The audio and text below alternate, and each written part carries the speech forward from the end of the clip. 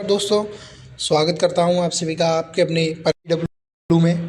PW आपको हर तरीके की अपडेट्स की जानकारी सबसे पहले देता है, चाहे वो यूपी गवर्नमेंट की हो या एकेटीयू, पीसीआई, बीटीयूपी, किसी भी फील्ड में हो। और हमारी फार्मेसी से रिलेटेड जितनी भी अपडेट्स हैं उसकी जानकारी आपको फार्मा वाला सबसे पहले देता है। तो आप चैनल को सब्सक्राइब करिएगा एंड बेल आइकन को प्रेस रखिएगा, जिससे कि वीडियोस का कोई भी नोटिफिकेशन हो वो सबसे पहले आपको मिल सके।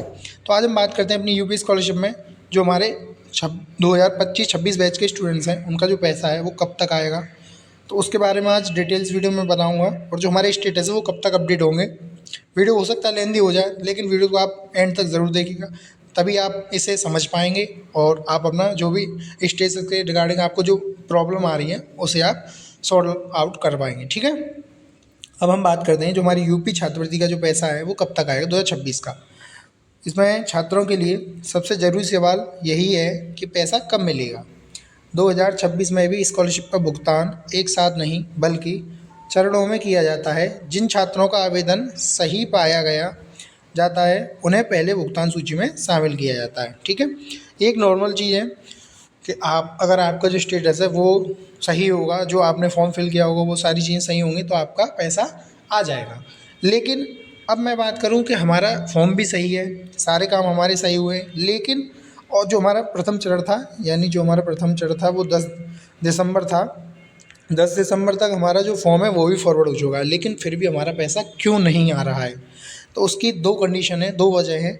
सबसे पहला कि जो एक जनरल कैटेगरी का जो पेमेंट बता रहे हैं कि उन पर एक्स्ट्रा पेमेंट पहुंच गया है, तो उसे रिकवरी करने के लिए जो अभी आदेश है, मैंने वीडियो बनाई थी तो उसमें जो रिकवरी का टाइम दिया है वो 15 दिन का दिया है। ठीक है, तो सबसे पहली बात 15 दिन तक तो आपका पैसा जो है वो बहुत ही कम मात्रा में आएगा, नहीं तो 15 दिन तक किसी का पेमेंट नहीं आएगा। इस बात को आप बिल्कुल लिख के रखिए।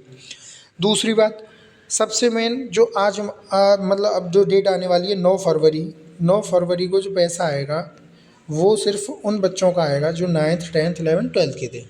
ठीक है, तो जो हमारा पोस्ट मैट्रिक अदर इंटरमीडिएट वाले बच्चे हैं उनका जो पेमेंट है,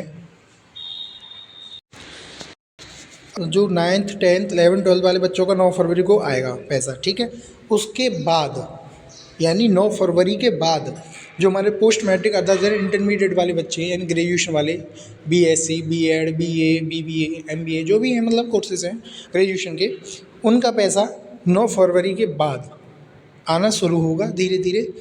क्योंकि जब तक हमारा जो मतलब 3 चरण है, सबसे पहले हमारा छोटे लेवल से, फिर उससे बड़ा, इस तरीके से मतलब प्री मैट्रिक, पोस्ट मैट्रिक, इस तरीके से गवर्नमेंट पैसा ट्रांसफ़र करती है। तो आप सभी परेशान ना हो कि सर हमारा जो फॉर्म है वो पहले ही फॉरवर्ड हो चुका था, 10 दिसंबर से पहले ही हो गया, फिर भी हमारी स्कॉलरशिप नहीं आ रही है। मेरे पास बहुत से कमेंट्स भी आ रहे हैं। और दूसरी बात मैं करता हूँ कि जो मैंने वीडियो बनाई थी क्लेम फ़ीस पर, तो मेरे पास कमेंट आए हैं कि सर जो हमारी क्लेम फ़ीस है वो तो हमने भरी नहीं है, या फिर हमारी जो क्लेम फ़ीस है वो शो नहीं हो रही है। तो इन चीज़ों को मैं बता दूं, आपने क्लेम फ़ीस भरी होगी, बिना क्लेम फ़ीस के आपका फॉर्म सबमिट नहीं हो सकता है।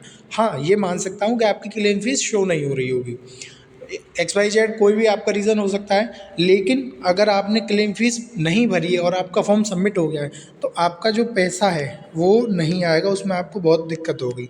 क्योंकि जब तक यूनिवर्सिटी क्लेम फ़ीस को वेरीफाई नहीं करेगी तब तक गवर्नमेंट आपको जो पैसा है वो नहीं दे सकती है।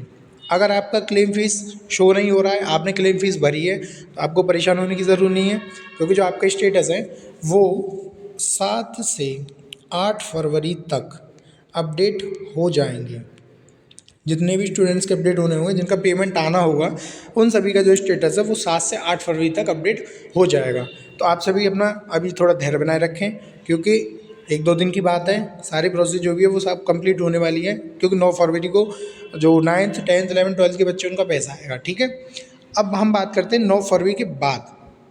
9 फरवरी तक तो आपका 11th 12th वाले बच्चों को पैसा आएगा, ग्रेजुएशन का पैसा नहीं आएगा। ठीक है, अब 9 फरवरी के बाद पैसा कब आएगा, तो 9 फरवरी के बाद जो हमारे post matric other and intermediate वाले बच्चे हैं उन सभी का पैसा आना धीरे धीरे आना शुरू हो जाएगा। क्योंकि प्रथम चरण का जो पैसा है वो अभी तक नहीं आया है, अभी तक वही पैसा रह गया है। क्यों? क्योंकि जो हमारे समाज कल्याण विभाग है डिस्ट्रिक्ट में, उनसे जो हमारा डाटा है वो आगे अभी तक फॉरवर्ड ही नहीं हुआ है। मैंने बहुत सी मतलब बात भी करी थी और समाज कल्याण डिस्ट्रिक्ट में, तो वहाँ पर हमें एक दो चीज़ें पता भी पड़ी। तो स्टूडेंट्स भी बता रहे थे कि सर अभी तक जो हमारा डाटा है वो अभी तक आगे फॉरवर्ड नहीं हुआ है, वो वहीं पर पेंडिंग है। तो जैसे ही DW अधिकारियों द्वारा आपका डाटा आगे फॉरवर्ड किया जाएगा, आपका स्कॉलरशिप आना स्टार्ट हो जाएगा। एक और चीज़ मैं आपको दिखा, जो हमारा उत्तर प्रदेश छात्रवृत्ति के लिए दसमोत्तर छात्रवृत्ति फॉर्म में सुधार की जो प्रक्रिया है वो अब शुरू भी हो चुकी है, लेकिन वो शुरू हुई है 11वीं और 12वीं को छोड़ के, ठीक है। आवेदन कर चुके उम्मीदवार 13 फरवरी 2026 तक आवेदन फॉर्म में दी गई जानकारी में सुधार कर सकते हैं। फॉर्म में सुधार होने के बाद छात्रों को सही आवेदन फॉर्म की प्रति 18 फरवरी 2026 तक अपने संबंधित संस्थानों में जमा करनी होगी, ठीक है। अब इसमें जो हमारा जो करेक्शन का पोर्टल है वो ओपन हो चुका है, तो आप उसमें अपना करेक्शन कर सकते हैं। लेकिन आपको अगर कोई भी मतलब ये है कि सर हमारा थोड़ा सा ही मतलब प्रॉब्लम है, वो अपडेट हो जाएगा, या आपने वो चीज़ सही भरी है लेकिन वो गलत दिखा रही है, तो आप उसमें करेक्शन ना करें।